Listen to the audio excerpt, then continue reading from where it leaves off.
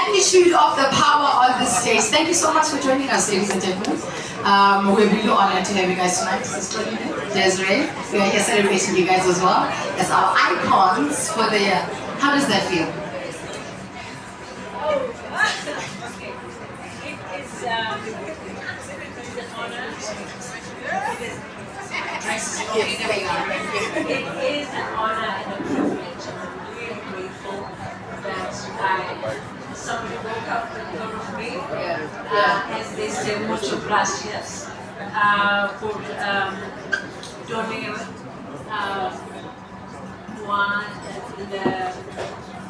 as they say, the honor. So which is practically, sorry, I'll speak many languages. I can see. Yeah, you went very deep there for a second. I lost for a second, but thank you for bringing us back. Which is simply just saying, I feel honored and privileged. It's an honor. Thank you so much. Thanks so much. Madam Desiree? Oh, well, thank you. I mean, it feels wonderful to be seen. And I think, we all love to be seen. We like to say that we don't. Yeah. But it's an important part of what we do. Is sometimes that you spend a lot of time putting passion and energy into projects. And, yes. And when you are recognized like this, it's a really nice, warm feeling. Yeah. Okay. Thank you. Congratulations. Please, you guys are icons, and it doesn't start here, and it won't stop here. We look up to you as a young female in the industry. We look up to you guys, the work that you do. So thank you so much for being here with us tonight. Thank you. All right, so ladies and gentlemen, remember our topic for the evening is positioning Africa through storytelling. So I think our first question to just start the conversation going is, why is storytelling in African film and television so crucial in defining Africa's place on the global stage? I think that's open to the floor. Well, Jenny, looks like it's you, madam. I'm ready to. Well, I think Africa's story has been told by so many other people so often, and it was definitely one of the big impulses for us when we started making Shaka Lembe, was really trying to capture and start telling African stories from an authentic African position where we are no longer weak. We are a huge, powerful, magnificent continent. And these stories are deep and rich, and they affect us all in multiple layers, and the culture is so deep and rich, and nobody else can tell those stories. So that's why I think it's so important, and you see more and more of our stories being told at a higher level, more money being invested, bigger platforms coming, showing our content. So yeah, I feel like we're in a very exciting time for South Africa, for African storytelling.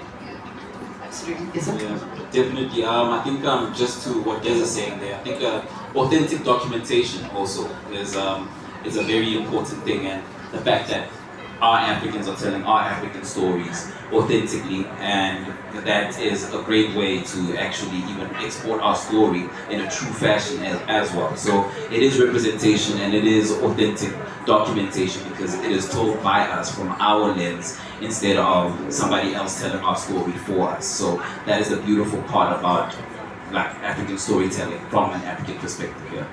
Amazing. Anyone else on the floor?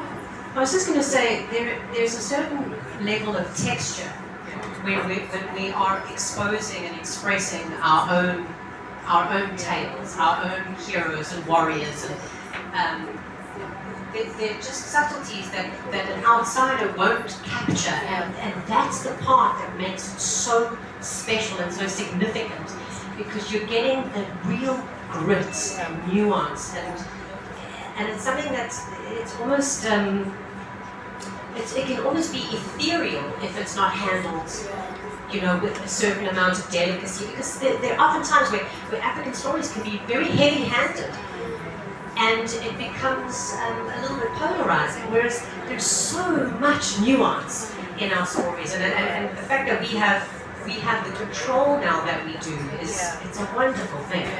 It's very important, and I hope that we never lose that. I hope we just continue with strength. Sister Olivia? I do believe that, but sometimes I also feel that we sell ourselves short as well because we don't invest in ourselves. So an African film may come out maybe in cinema, and we won't go as Africans because our minds, I think we're still stuck in the mental slavery of like what comes from outside is better than what we have. So therefore, I always want to say, it's always quick to say, putting blame on other people. And when you sit and say, South Africa and the continent has the money, why are we not investing in it? Why are we not putting our money in it? Here's a simple example. If we want, NFDF has been around for I don't know how many years. South Africa, we have so much money, but no one has ever literally said, you know what, maybe why don't we say every 2 years or 3 years, let's all come together. Afrikaans, blacks, white, Zulus, whatever. Let's support this one production house that we can market it and push it to the limits. Simple example. I look at Conclave. When you look at the producers of Conclave, not all of them are from the United States. Not all of them are English. It's people who decided, you know what, we'll all come together and push this because we want this story to be told.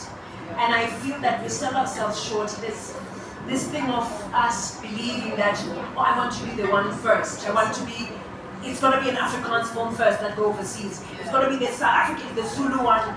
And if we can just have unity as a country, as artists, and say to each other, this time is for you, Shannon.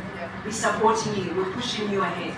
Because we still live in the mentality of like, no, she can't go first, you know, the crabs in the barrel. And that's, for me, I find that that's how we should change ourselves. The world is ready for us. We need to show the world we're ready. We should all be just sitting behind one film, one production house and say, this is the one that we're sending to the Oscars, and we'll give it everything. We'll get our finest actors, we'll get our finest producers, we'll get everybody to support it. Then we will not have these conversations. Because these conversations, we've been having them for years. And no, Desiree, we've been having these conversations for years. And we are not. We will always be sitting behind and saying, oh, I was done. Yeah. I see that the common thread with all your answers is authenticity. So now, how do we balance that authenticity with the international appeal? Can I come in? Yes, please. Nothing in the world is better than being yourself. You could try everything you want, something so simple. There was a year where a Chinese film won Best Picture, and even Trump had an issue. I can't remember what it was. Parasite. Yes, thank you. It was Parasite. Nobody understood the language, but everybody understood the premise. It's about a rich family that's dealing with the situation. How many of us are dealing with exactly the situation? Some things is about family dynamics. You don't need to understand the language. You just, everything that's visceral, it will touch anybody in Cambodia. Just like I'm actually quoting my best friend now. You know, if something is visceral, it touches anyone at any moment in time.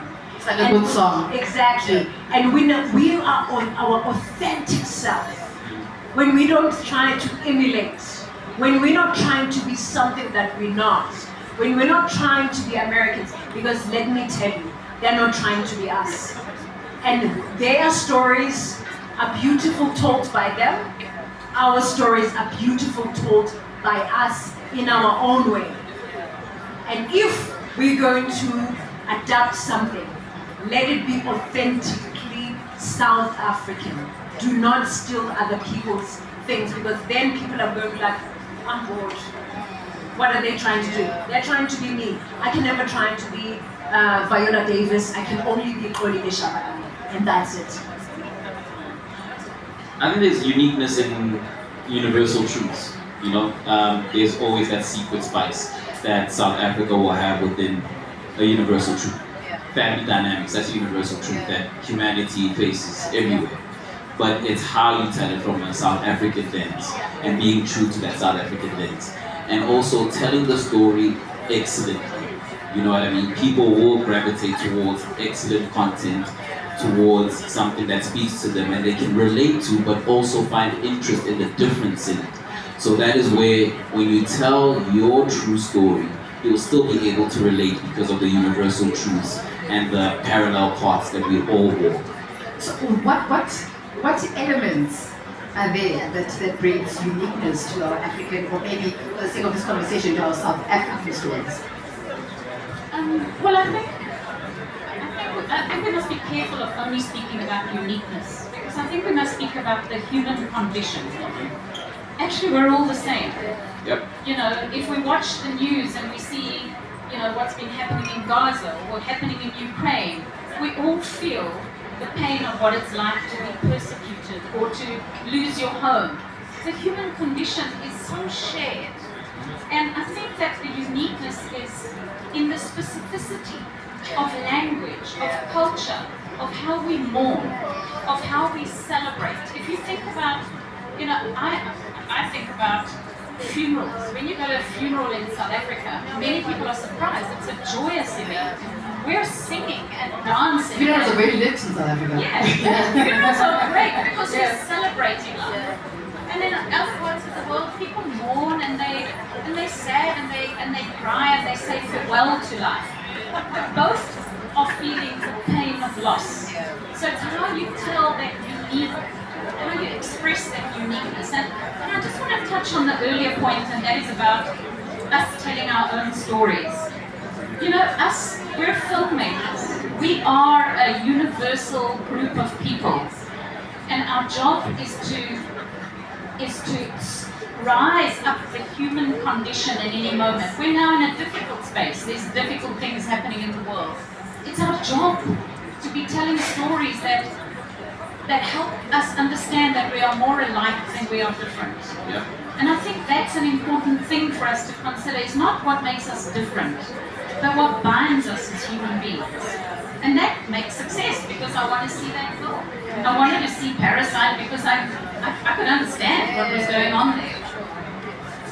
What I was going to say, we talk about the human condition, and at any human being's basic core, we all want connection, and that is what story does. Story can unravel human connection, whether it's whether it's a love relationship, a parental relationship, if it's struggle or strife. We all are aching and desperate to feel a resonance with the other. And it's a strange thing that we call other people other, because there is so much sameness. We all cry, we all bleed, we all ache, we all feel joy. And as artists, it is, you know, it's not necessarily just an act of self-expression. It's about self-discovery. It's what do we learn through what we're seeing, you know, what we're hearing. You know, we're unpacking newness and to find understanding and levity. And I think storytelling is one of the most pivotal art forms on the planet. Whether we're telling it through motion picture, whether it's TV, film, if it's a radio drama, whether it's someone taking a photo and capturing a moment, we all feel, and it is for us to explore that in that unique, authentic way. However, though, having said all that, I also think that we also need to capitalize on our uniqueness, like our language in South Africa. That, you know, there is nothing as beautiful sometimes to watch something and you say, the musicality, because our language is unbelievably attractive to people.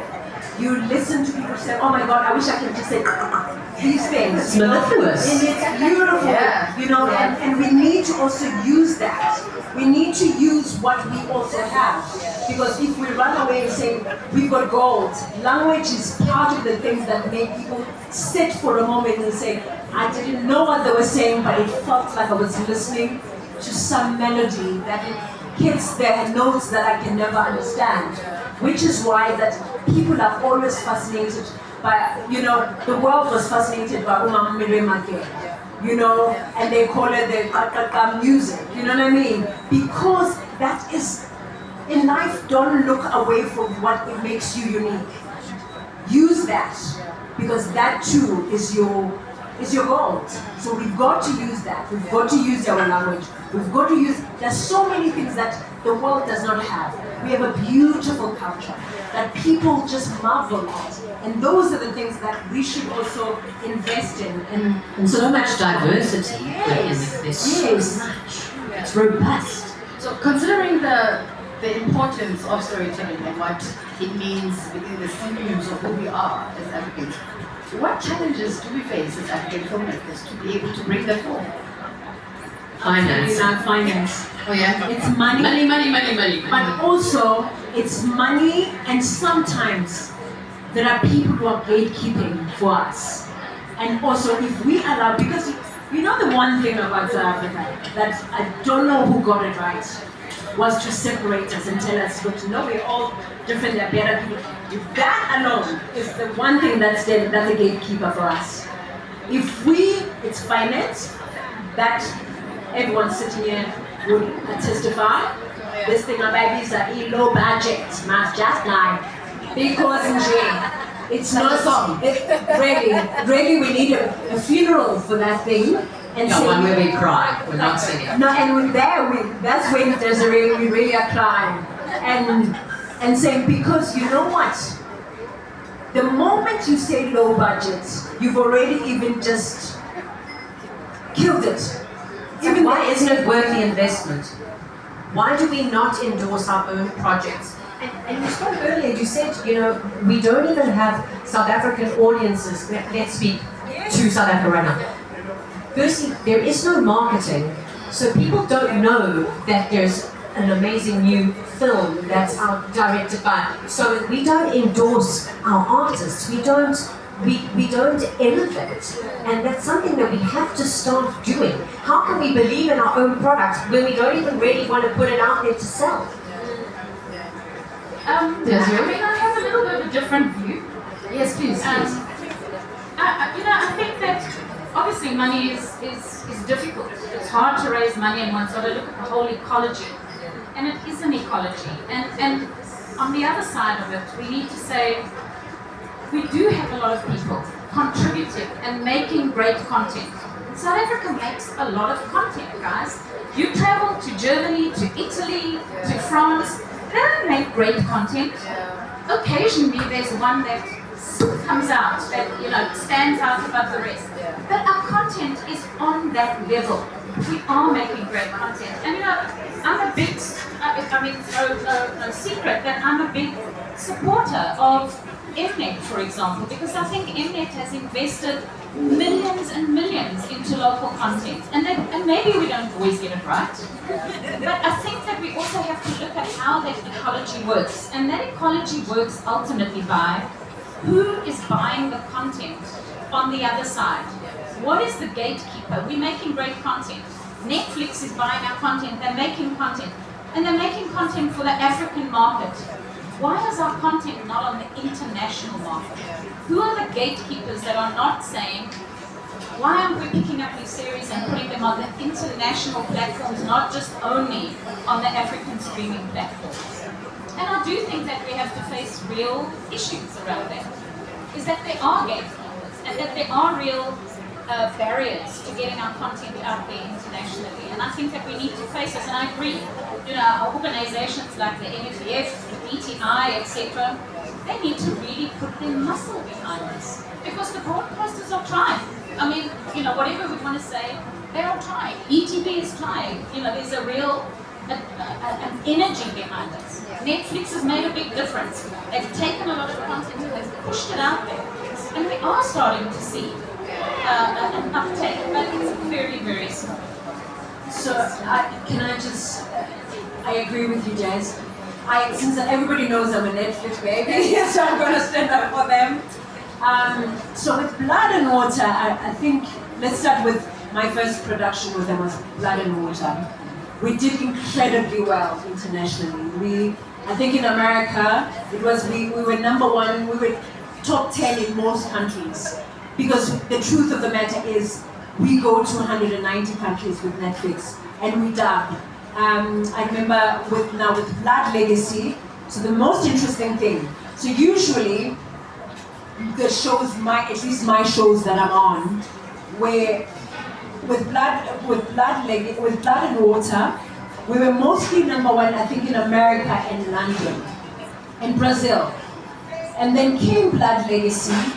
That very first day that it opened, we were on top 10 in Brazil, and it had a biggest high take. Usually in London, you understand why, because most South Africans are there, right? So it does. There are shows that Netflix takes to the world. All of my shows have been in 190 countries in the world, and they've done very well.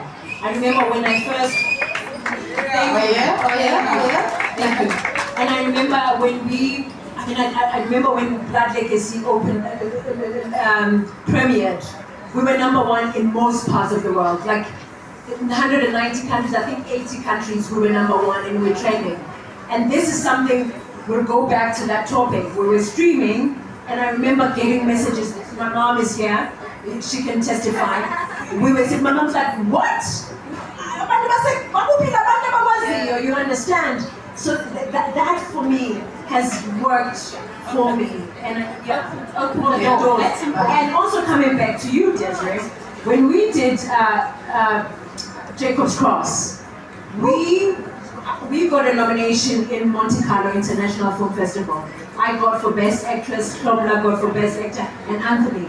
So that too, so it means that our stories at that time, when there was no streaming, you remember that very well, there was no streaming. So our stories do go far.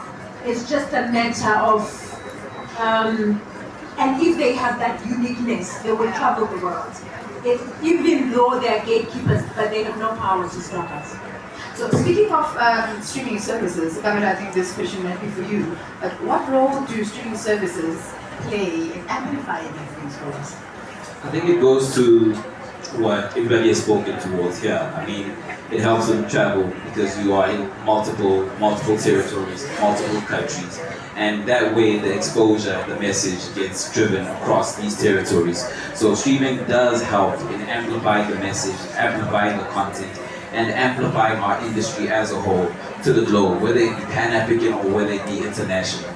But it's not just hyper-local anymore. So that is the power of streaming and the power of taking that content onto streaming services, as well as cataloging it, you know what I mean? All of the shows that have been on linear, they go onto streaming services. It also does help in exposing the stories and the content and the industry as a whole, building it. So, I want to just add on to that, because that's a really good point. Yeah. The shows that have been hyper-local have also been the biggest successes. When I say hyper-local, I mean in terms of language. As Netflix has moved more into a new language policy, these shows have been growing. So there is, it's a proof that hyper-local, that authenticity travels. So how are we preserving our diversity within the space? I mean, it is within you can only preserve your diversity by being authentic and representing all of the diverse cultures that exist within the space that you are representing. So if you don't tell the story within the context of a certain culture, then you do a disservice to the preservation of it. So representation is highly important. Telling the story in the unique cultures and unique languages is highly important for preserving language, also expanding it as a whole, and also expanding culture as a whole. So that is the only way, by telling our authentic stories, is a great way to preserve diversity as well. You know, let me throw a spanner in the works. I know that a lot of people in South Africa always complain that it's either it's a Xhosa show or it's a Zulu show and English show. Whereas we have 11 official languages and different cultures. So what would you say, or actually I think this is for the whole floor, what does that disparity do where a lot of South Africans just see 3 cultures that are represented on our film and television? I mean, then that's a myopic, view, because there is that representation. You have your people judges, you have your skin sounds, you have those stories that do speak into other dialects as well. Yes, the country is predominantly Nguni, but you do find all of the cultures represented. But you have to also open your eye to that. Expose yourself to that, because the stories are being told and the producers are creating those stories. But it's also a thing that you can't also just view things from a linear and traditional streaming perspective. Storytelling is very vast, so you have to also find those nuggets, and you will also be exposed to the fact that these stories are being told in all different languages, but you have to expose yourself to them as well. So, I'm going to speak about the emerging trends that are out there. We see, especially in our media, where sometimes you hear a radio show and you see that the topic is centered over something that's happening on social media. And that's what people take, and that's what they drive the shows on into our audiences. So what trends do you think have seeped into the DNA of African storytelling? Or is that something that you guys, maybe just this week, is that something that what happens right now on our social culture? Is it things that really you guys do take consideration of it getting into our storytelling? I mean, I think that the social media culture has been, it's a blessing in many ways. It gives you immediate access to what people are thinking and how they feel and how they're responding. But we always take that with a little pinch of salt, because there's something that happens to you when you get on social media. You feel like you have to say something that's relevant. You feel like you have to have a comment. And so I'm not sure how authentic those comments always are. And so one looks at where the majority is leaning towards, and then you go, okay, here's something real that's being said here. You've got to take cognizance of that, and you've got to learn from it. So I think that's the one thing. I think the second thing is also that all the various social media platforms are really a fantastic research tool, because one's able to see what people are thinking and doing in a very specific niche that otherwise we would never have been able to access. And yes, again, with a pinch of salt, because who has the levers and who knows how to use it doesn't always speak to an entire demographic. But and then my last point on that is that I think it's changing the way we consume content. I think all of us are into bite-sized information and bite-sized entertainment, and it's exciting to get little bites of entertainment. But I've noticed that there's been an increasing talk of people enjoying to watch something with the family, an appointment viewing. So there's this bite-size, and then let's have appointment viewing where we can share together as a family. Isn't that wonderful, the joy of watching something with the people that you love? What I was going to say is that there's now like 2 tiers of filmmaking, and it's called second screen. Yeah. So you will have content where they go, okay, this is second screen content, because you are competing not with the television in front, it's this screen here. We've got 2 screens now, and that's very problematic. That's very, very challenging.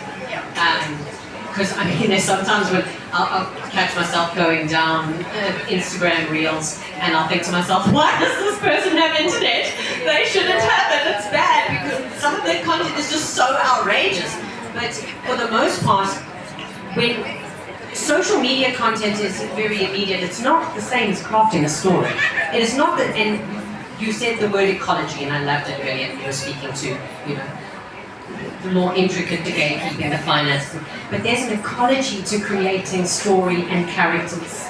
There's an ecology to building the world, putting the people in the right places to make it as realistic, as beautiful, as believable. It's considered an intention. It's considered an intention, whereas I think with social media, I think for the most part people are just like, and you're like, stop it.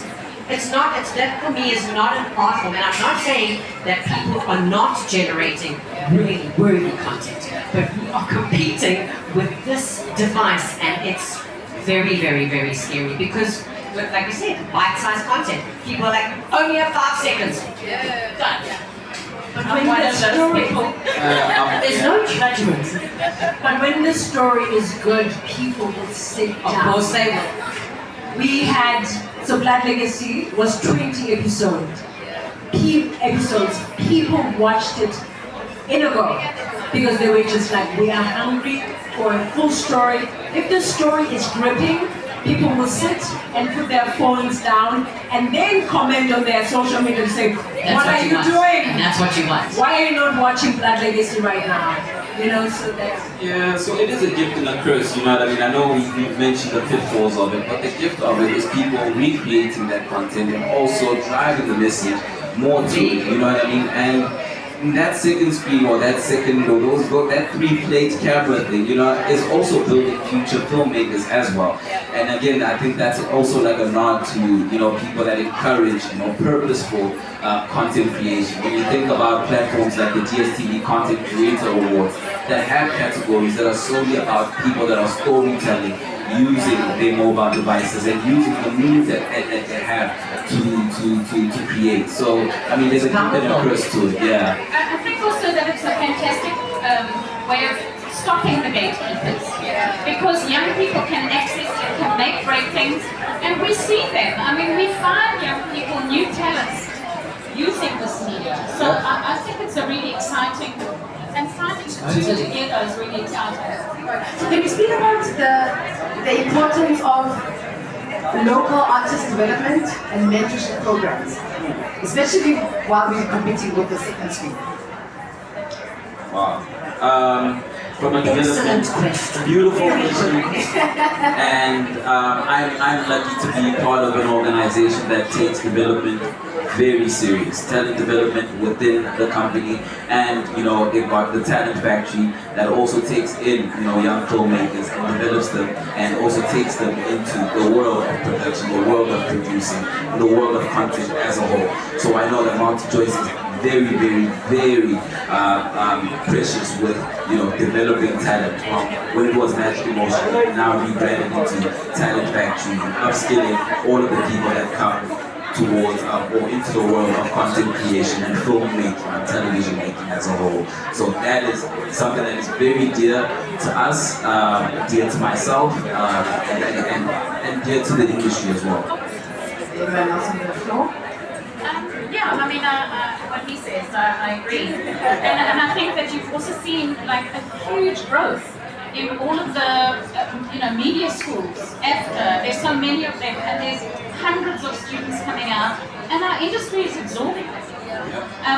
Also this delicate line between pushing for new talent, but also remembering that an actor or a cameraman or a director is a job, and they need to be constantly working. So on the one hand, you want to open the industry, on the other hand, you want to celebrate and grow talent. So I think these things have to work very carefully balanced, hand in hand. But I also think really it's important to train, guys, you know, because really now I can't go to Botswana and say, you know what, give it to me. Yeah. It's alright. You know what I mean? Yeah. And you close the door to the right people who put their hearts and soul. Yeah. Some of us, our parents paid money, guys, to go and study this thing, right? So I just want to, I believe that also it shows that that person is taking that craft seriously. It's not somebody who just woke up in the morning and said, you know what, I'm pretty. Yeah. Everyone is pretty. Yeah. But let's just take it seriously so that when I get on set, I don't have to now stand and say, we're waiting for this guy. I got some lines out. Do you understand what I'm saying? Now I have to now become a free lecturer. Yes, you know what I mean? And people think we're selfish, but I'm just like, God, we've trained so hard for this thing. And somebody walks in and just thinks they can just do it because somebody said they've got numbers. And it's not fair on somebody who spent money, sweat, and yes, I believe in natural talent. I think some people have it. There are people who've made it, but let's just be fair. So I do mentorship sometimes, and after I teach, sometimes it's a guest lecture. And if we don't train them, young ones, then we're simply saying the world is ready for anybody. Then that's why it's difficult to compete with international actors sometimes. Because they come, you go on an international set, everyone is like, what are you doing in South Africa?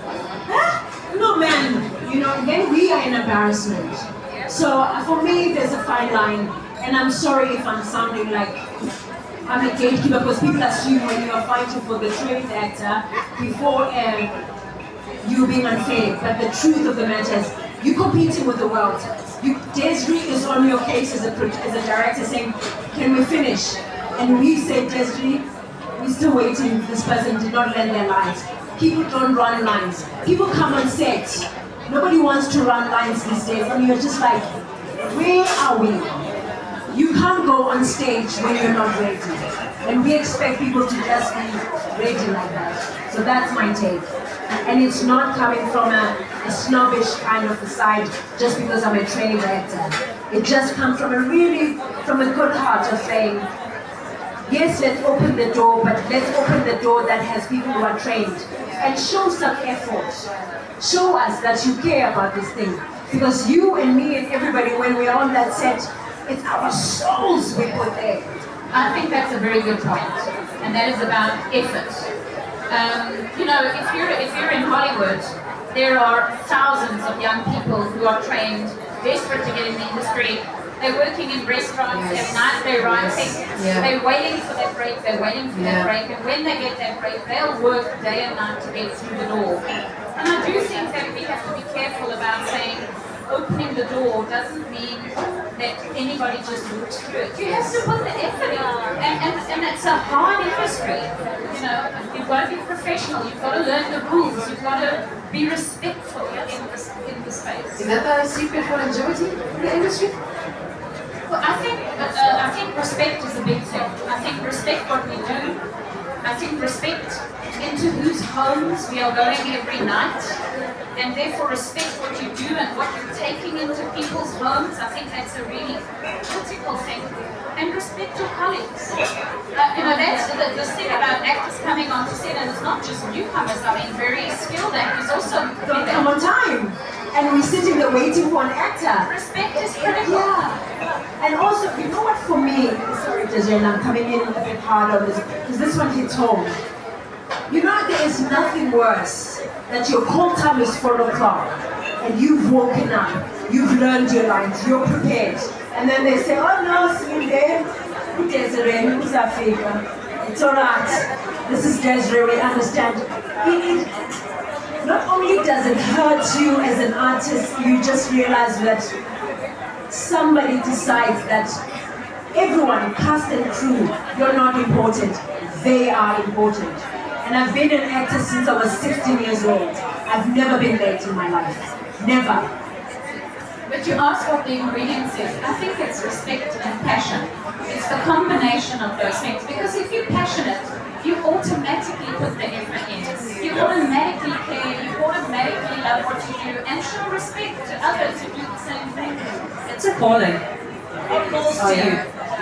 It's what we do as artists, whether you are a DOP or you're working in the sound department, storytelling medium is well beyond just the actors that you're seeing on screen.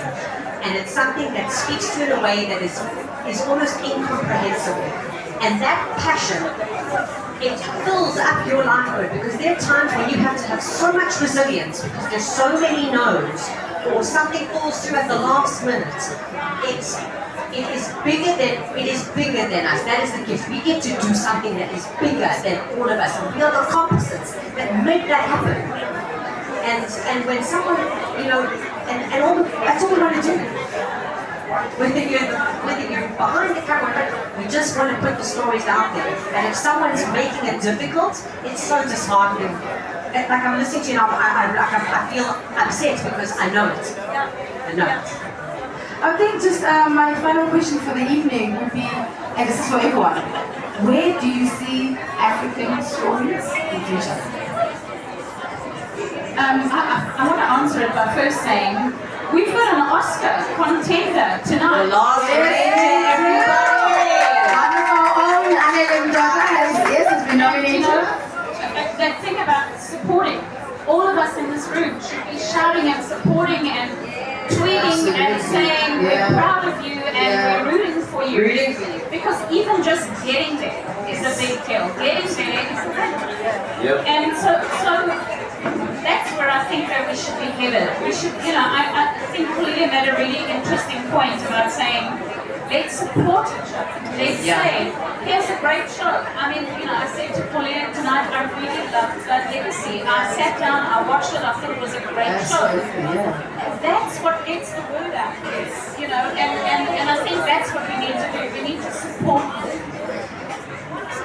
For the rest of the floor. So anyway, where do you see the stories in the future? Yeah, definitely. Just more presence on the global stage, and it being supported and championed more. I think now we aren't the best kept secret anymore. We are referenced immensely through music, through dance, through fashion, through content. So we are well known, and right now it's just us just sharpening and showing up excellently and supporting the excellence that we have. Honestly, I hope that it's beyond our imagining. That's my wish. But we've got lots of people who are working very hard to get it there. And it's to push harder, it's to love harder. And it's again, it's to cultivate a love for us succeeding. There's enough for everybody. Let it be enough. Let's all just let's go. Let's go. You know what I'm loving right now? And the people are going to be shocked. I'm loving what Trump is doing. Tell me more. Because he's closing doors for us to rise, to be the superpower that we are. And what makes us superpower is also our storytelling. We are amazing, and our locations are amazing. I mean, I don't know how many movies are being shot in South Africa because people are just seeing the beauty of this country. Look at what we are doing in the world right now. Yes, you said with music. I always say, I've got nieces and nephews who are young, and I say, these kids, if Trump keeps on locking us out, we're going to even rise even bigger. We're going to be the next superpower. And I'm loving it. In a very sad way, I'm loving it, because then we're able to take things into our own hands and say, you know what? They don't want us, therefore what must we do? Let's do it ourselves. Let's show them. For me, everything works together for the good of us. And if we don't see that Africa is the next big superpower, watch us. Watch Africa. Ladies and Watch South gentlemen, Africa. on that note, can you please give our panel a huge round of applause? We need a roof-shaking round of applause. A big thank you to my panelists. Thank you so much for coming here tonight and spending your time with us and sharing this wonderful information with us. Thank you so much. Thank you. Ladies and gents, thank you so much. This is just the beginning. We are not done yet. The drinks will still be flowing. You're still going to watch our screening later on tonight. But the drinks and the food will be coming just now, so please do enjoy.